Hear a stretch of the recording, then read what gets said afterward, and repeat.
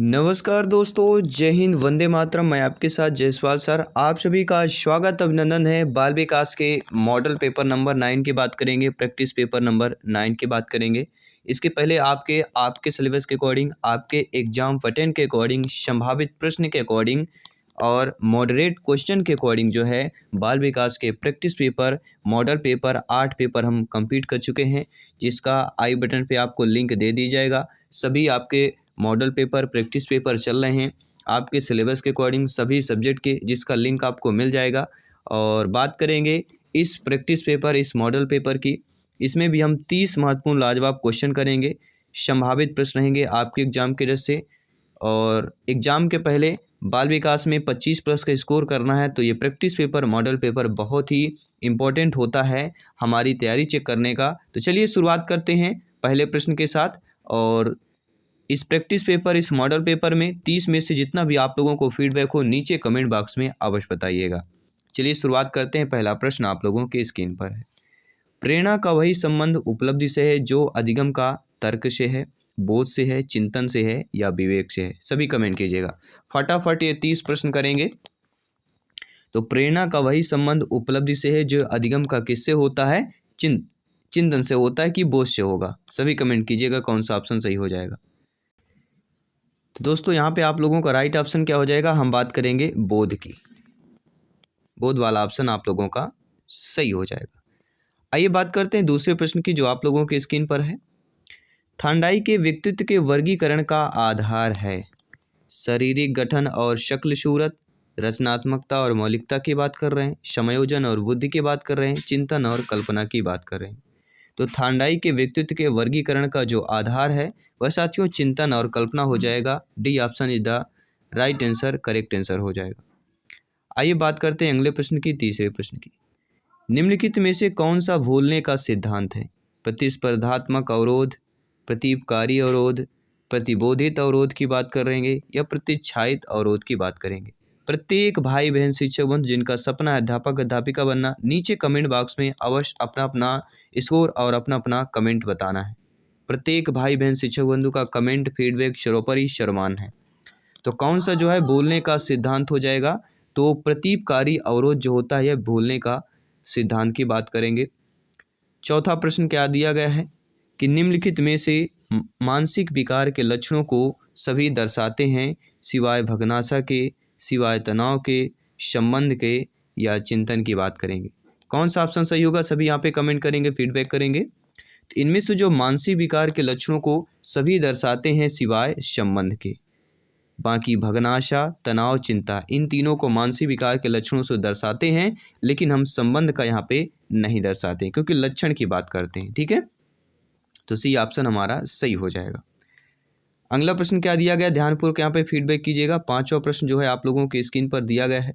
प्रश्न यह है कि बाल विकास के किस काल को अत्यधिक दबाव और तनाव का काल कहा गया है? किशोरावस्था को, प्रौढ़ावस्था को, मध्यावस्था को या वृद्धावस्था को कहा गया है? तो आप जानते हैं विकास का ऐसा काल जो अत्यधिक दबाव और तनाव का काल कहा गया है वह साथियों हो जाएगा आपका किशोरावस्था। पहला ऑप्शन दोस्तों यहाँ पर आप लोगों का सही हो जाएगा। आइए बात करते हैं अगले प्रश्न की। अभिवृत्ति संप्रत्यय है आपके संज्ञान परक का, क्रिया परक का, संवेगात्मक का या उपरोक्त सभी का? तो प्रत्येक भाई बहन का कमेंट, फीडबैक सर्वोपरि है, सर्वमान है। सभी कमेंट कीजिएगा। तो अभिवृत्ति जो संप्रत्यय की बात करेंगे, तो अभिवृत्ति जो संप्रत्यय है वह आपके संज्ञान परक का भी है, क्रिया परक का भी है और संवेगात्मक का भी हो जाएगा। इसलिए यहाँ पर आपका उपरोक्त सभी जो डी वाला ऑप्शन है वह सही हो जाएगा।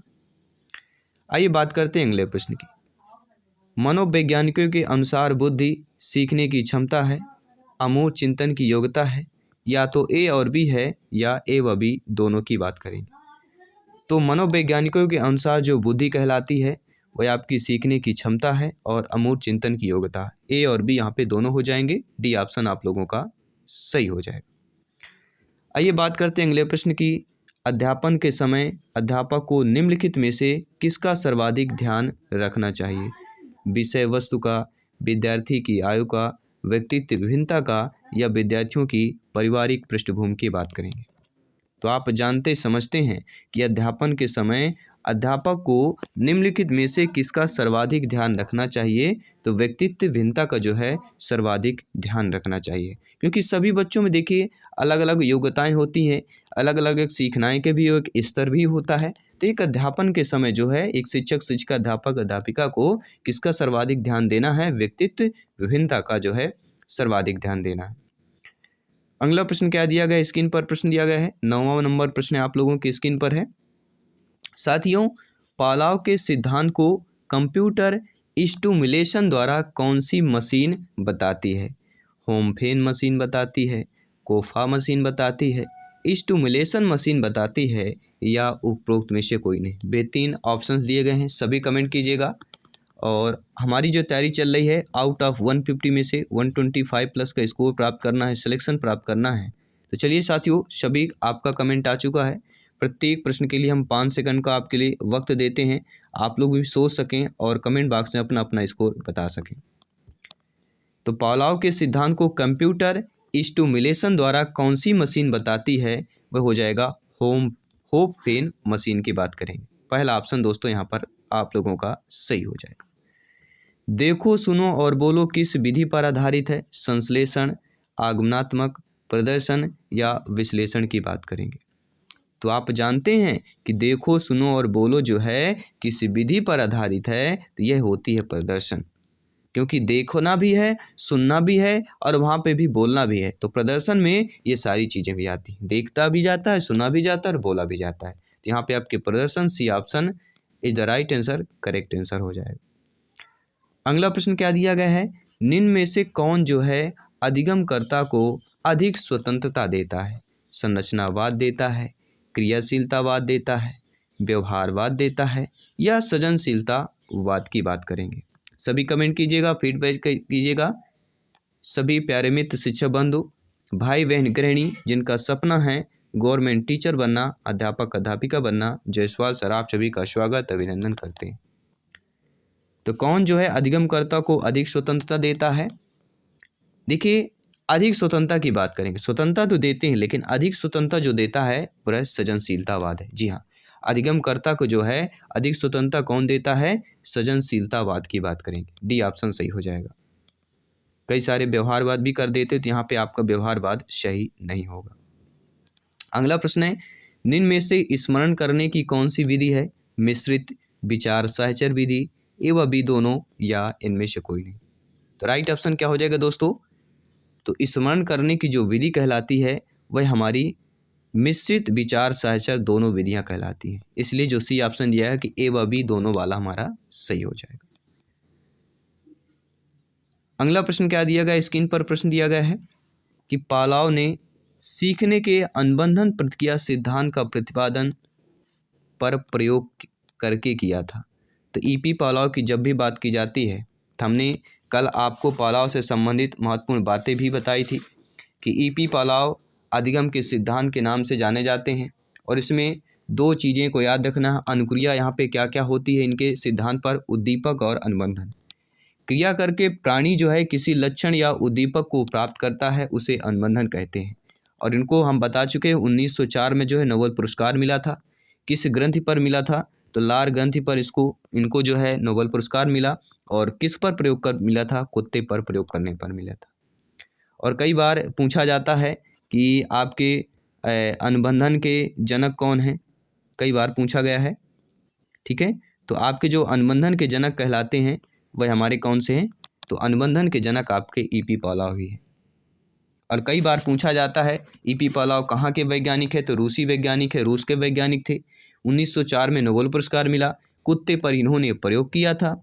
इन्होंने पाचन क्रिया पर शोध किया। प्रश्न आ सकता है कि पाचन क्रिया पर शोध करने वाले मनोवैज्ञानिक कौन हैं? तो आपका जवाब, आपका फीडबैक ईपी पावलोव होना चाहिए। अनुबंधन का जनक कौन है? ईपी पावलोव महोदय जी हैं, ठीक है। शास्त्रीय अनुबंधन का सिद्धांत किसने दिया? ईपी पावलोव महोदय जी ने दिया था। अगर प्रश्न आ गया है संबंध प्रत्यावर्तन का सिद्धांत किसने दिया? तो आपका ईपी पावलोव महोदय जी ने दिया था। और जब कुत्ते के सामने भोजन रख दिया जाए तो क्या होता है? उद्दीपक है।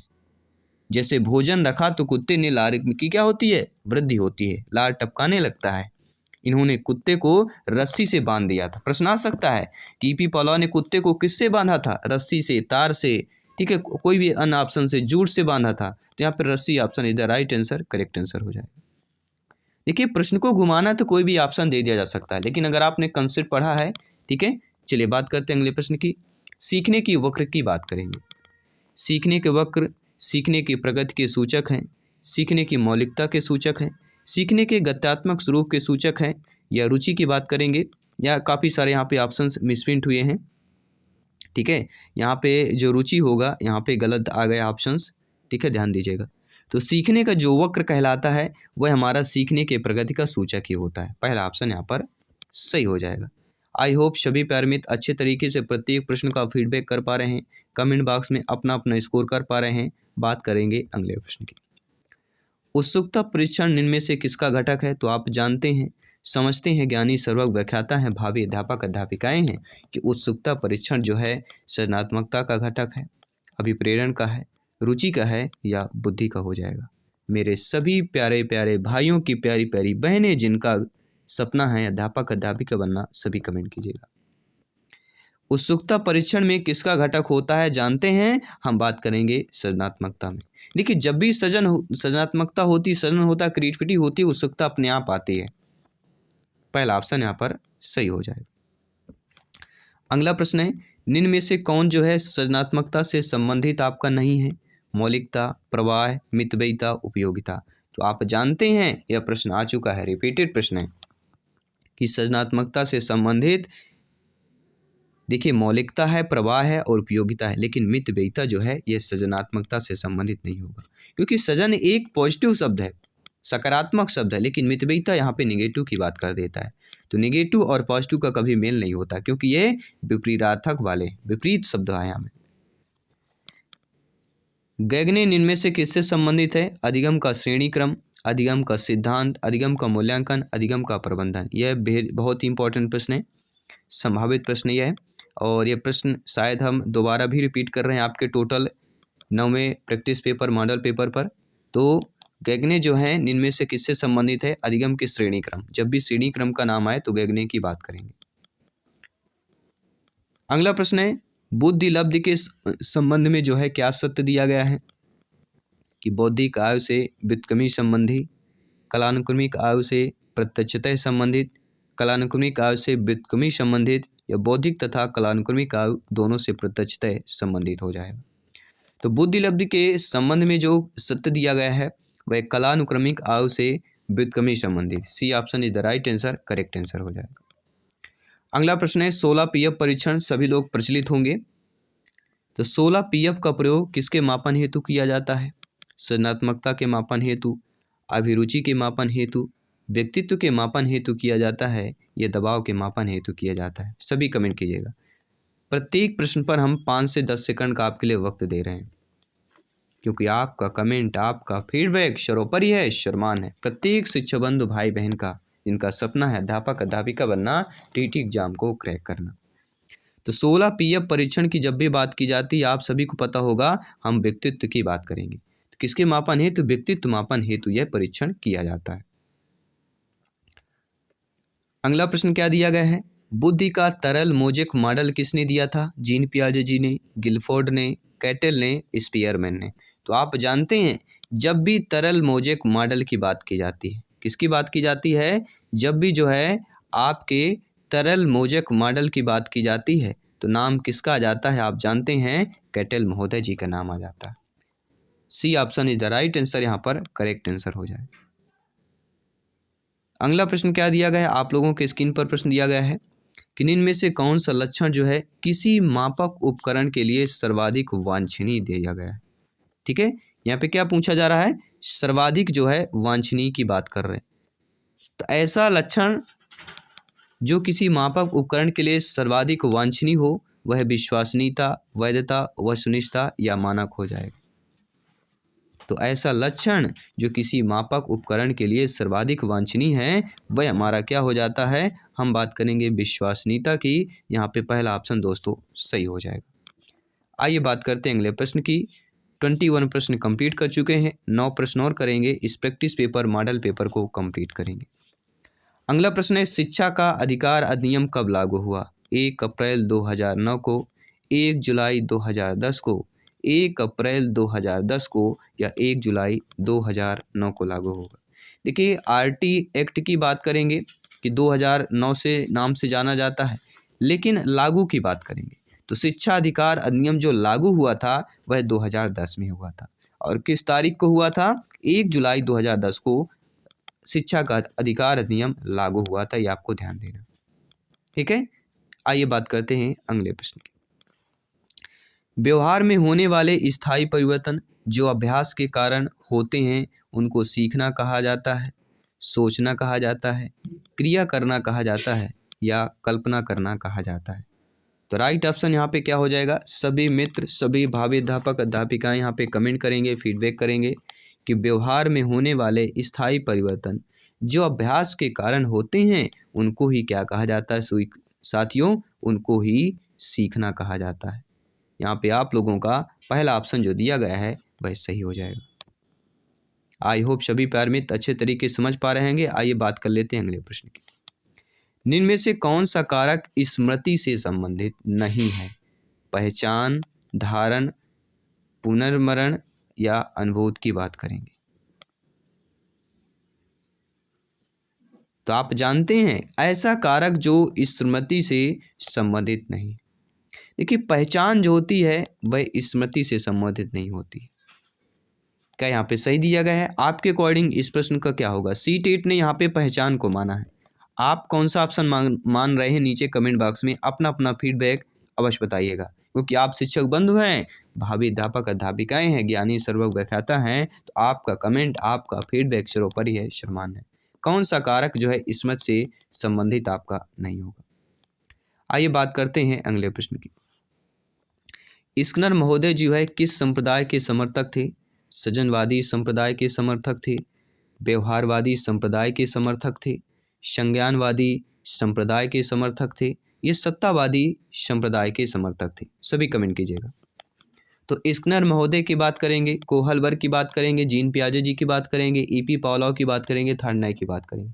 ये 5-6 मनोवैज्ञानिक है आपके, ठीक है। इनसे संबंधित आपके एग्जाम पर 3 से 4 प्रश्न पूछा जाएगा, तो ध्यानपूर्वक इन प्रश्न को अच्छे तरीके से समझें। तो स्किनर जो है किस संप्रदाय के समर्थक थे? तो वह आपके व्यवहारवादी संप्रदाय के समर्थक थे। B option is the right answer, correct answer हो जाएगा। चलिए तो बात कर लेते हैं, अब अगले प्रश्न की बात कर लेते हैं। अगला प्रश्न भी आप लोगों की स्क्रीन पर आ चुका है। बहुत ही अच्छा बेहतरीन प्रश्न है। 25 प्रश्न कंप्लीट कर चुके हैं, 5 प्रश्न और कंप्लीट करेंगे। टोटल यहाँ पे 30 प्रश्नों का आपका कलेक्शन है। आपके संपूर्ण कंसेप्ट का पूरा निचोड़ की बात करेंगे। तो बहुत ही अच्छा प्रश्न पूछा जा रहा है कि आपके जो प्रधानाध्यापक या वरिष्ठ शिक्षक के लिए विद्यालय में कौन सी नेतृत्व शैली जो बेहतर होगी? किसकी बात करेंगे? प्रधानाध्यापक या वरिष्ठ शिक्षक, यानी जो पहले से हैं, बहुत साले 10-15 साल से पढ़ा रहे हैं, ठीक है, ऐसे शिक्षक जो विद्यालय में कौन सी नेतृत्व शैली उनकी बेहतर होगी? सत्ताधारी नेतृत्व, प्रजातांत्रिक नेतृत्व, हस्तक्षेपी या इनमें से कोई? सभी जानते समझते हैं। देखिए प्रधानाध्यापक या वरिष्ठ शिक्षक के लिए विद्यालय में जो नेतृत्व शैली सबसे बेहतर होनी चाहिए वह आपकी कौन सी हो जाएगी? प्रजातांत्रिक नेतृत्व की बात करेंगे। B option is the right answer, correct answer हो जाएगा। अगला प्रश्न क्या दिया गया है? मानसिक स्वास्थ्य में नियमों को खोजना और उन्हें बनाए रखना अध्ययन का केंद्र बिंदु है। हेडफील्ड, शेफर, ड्रेवर या लेडल की बात करेंगे। सभी कमेंट कीजिएगा। किसने कहा है कि मानसिक स्वास्थ्य में नियमों को खोजना और उन्हें बनाए रखना अध्ययन का केंद्र बिंदु है? यह किसका कहना है? जेम्स ड्रेवर की बात करेंगे। किसकी बात कर रहे हैं? जेम्स ड्रेवर की बात करेंगे। जी हाँ, मानसिक स्वास्थ्य में नियमों को खोजना और उन्हें बनाए रखना यह अभ्यास का केंद्र बिंदु है, यह जेम्स ड्रेवर का कथन है। C option is the right answer, correct answer हो जाएगा। आइए बात कर लेते हैं अगले प्रश्न की। साथियों बहुत ही अच्छा प्रश्न यहाँ पे दिया गया है कि चेस या कार्ड को निम्न में से किसमें वर्गीकृत किया जा सकता है? लड़ाई वाले खेलों में, बौद्धिक वाले खेलों में, प्रायोगिक खेलों में या गतिमान खेल में किया जा सकता है? तो आप जानते हैं, समझते हैं, भावी अध्यापक अध्यापिकाएं हैं, सभी मित्रों को जय हिंद वंदे मातरम एग्जाम फतेह की तैयारी साथियों चल रही है, सिलेक्शन की तैयारी चल रही है। आउट ऑफ 150 में से 125 प्लस प्रश्नों की तैयारी चल रही है। सभी शिक्षा बंधु यहाँ पे कमेंट कीजिएगा, फीडबैक कीजिएगा। जिनका सपना है अध्यापक अध्यापिका बनना, टीटी एग्जाम में सिलेक्शन पाना, आउट ऑफ 150 में से 125 प्लस का स्कोर पाना। अगर आप लोग भी ये सोच रहे होंगे कि मन में कि 125 प्लस का स्कोर इतने कम समय में कैसे करें, तो नीचे कमेंट कीजिएगा। हम आपके लिए वो भी वीडियो ला देंगे कि आपको इतने कम समय में 125 प्लस का स्कोर कैसे करना है। ठीक है, तो कमेंट बॉक्स में अपना अपना फीडबैक अवश्य बताइएगा। और बात करेंगे इस प्रश्न की कि चेस तथा कार्ड को निम्न में से किसमें वर्गीकृत किया जा सकता है, वह बौद्धिक खेलों में किया जा सकता है। क्योंकि चेस और कार्ड में इसमें दिमाग का, माइंड का गेम होता है। ठीक है, सोचने की शक्ति होती है, इसलिए बौद्धिक जो खेल होता है वह आपके इसमें से संबंधित हो जाएगा। आइए बात कर लेते हैं अगले प्रश्न की। 2 प्रश्न और बचे हैं इस प्रैक्टिस पेपर, इस मॉडल पेपर पर। बच्चे के संज्ञानात्मक विकास हेतु उत्तम जो स्थान होता है वह खेल का मैदान होता है, सभागार होता है, घर होता है, या विद्यालय एवं कक्षा का वातावरण होता है।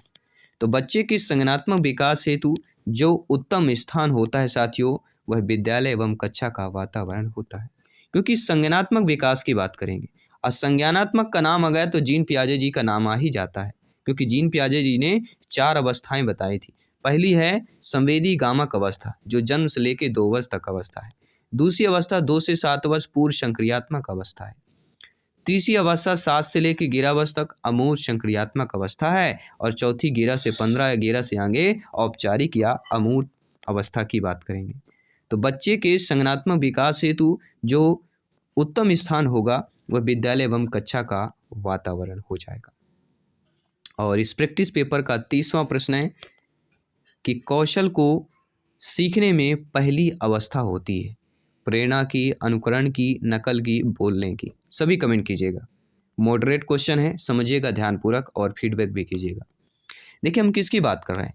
कौशल को सीखने में पहली अवस्था जो होती है वह किसकी होती है, सभी कमेंट कीजिएगा। 5 सेकंड के लिए सभी मित्रों को वक्त और समय दिया गया है, क्योंकि ये अंतिम प्रश्न है। सोच समझ के अपना कमेंट कीजिए, स्कोर बताइए और सिलेक्शन पाइए। चलिए कमेंट आ चुका है, हम अब डायरेक्टली आंसर की बात करेंगे। और आंसर हमारा क्या आ चुका है कि कौशल को सीखने में सबसे पहली अवस्था किसकी होती है, अनुकरण की होती है। देखिए जब भी बच्चा कौशल, क्योंकि कौशल हमारे 4 महत्वपूर्ण कौशल हैं। एक सुनना, बोलना, पढ़ना, लिखना, ये 4 कौशल हैं। और 4 कौशल में जब अध्यापक अध्यापिका का बच्चा पहली बार जब विद्यालय जाता है तो वह किसके द्वारा सीखता है, वह अनुकरण के द्वारा सीखता है। तो चलिए साथियों, इस प्रैक्टिस पेपर पर आई होप सभी प्यारे मित्र अच्छे तरीके से अपना अपना फीडबैक अवश्य किए होंगे। और अंत में एक ही बात कहूँगा कि यदि कड़ी मेहनत आपका हथियार है तो सफलता आपकी गुलाम हो जाएगी। इसलिए कहते हैं मेहनत करते जाइए, तैयारी करते जाइए, सिलेक्शन यहाँ पे सरोपर ही है। मैं आपके साथ जयसवाल सर, जल्दी मिलते हैं नेक्स्ट प्रैक्टिस पेपर, अगले मॉडल पेपर पर। सभी मित्रों को जय हिंद, वंदे मातरम, धन्यवाद सभी का।